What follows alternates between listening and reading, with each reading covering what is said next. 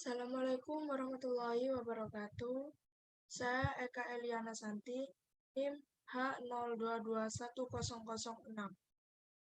Hai semua, di sini saya akan menjelaskan tentang apa itu filsafat matematika.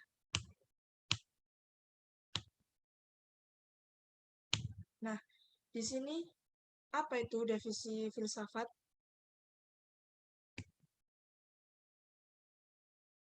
Secara pengertian, filsafat yaitu ilmu yang mempelajari dengan mempertanyakan secara radikal segala realitas melalui sebab-sebab terakhir, melalui asas-asasnya untuk memperoleh pandangan yang tepat mengenai realitas. Filsafat juga induk ilmu pengetahuan yang telah melahirkan segala ilmu pengetahuan yang ada.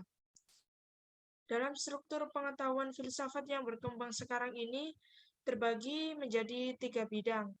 Yang pertama yaitu bidang filsafat sistematis, yang kedua filsafat khusus, dan yang ketiga filsafat keilmuan. Filsafat matematika sebagai cabang dari filsafat keilmuan.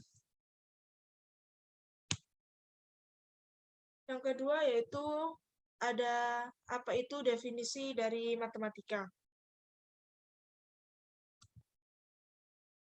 Di sini definisi matematika yaitu matematika menurut bahasa, yaitu matematika berasal dari kata matema dalam bahasa Yunani yang diartikan sebagai sains, ilmu pengetahuan atau belajar, matematikos yang diartikan sebagai suka belajar. Dan adapun pengertian menurut istilahnya, apakah matematika itu?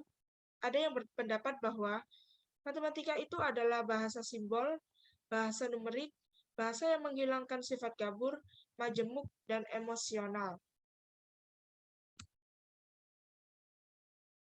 Dan untuk pengertian filsafat matematika itu sendiri yaitu filsafat matematika merupakan sarana dalam memudahkan kita untuk memahami konsep-konsep matematika melalui jalan filosofis, yaitu latar belakang dari matematika itu sendiri. Inilah letak dari urgensi kajian filsafat matematika dalam fenomena pendidikan matematika itu sendiri. Adapun juga sifat dasar filsafat, yaitu ada 5. Yang pertama berpikir radikal, yang kedua mencari asas, yang ketiga memburu kebenaran, yang keempat mencari kejelasan, dan yang kelima berpikir rasional. Di sini ada juga korelasi filsafat dengan matematika, yaitu filsafat dan matematika memiliki korelasi yang cukup erat dibandingkan dengan ilmu yang lainnya. Mengapa begitu? Filsafat merupakan pangkal untuk mempelajari ilmu dan dalam matematika yang merupakan ibu dari segala ilmu. Hubungan dari filsafat dan matematika, kedua hal ini adalah a priori dan tidak eksperimentalis. Dan hasil dari keduanya tidak memerlukan bukti secara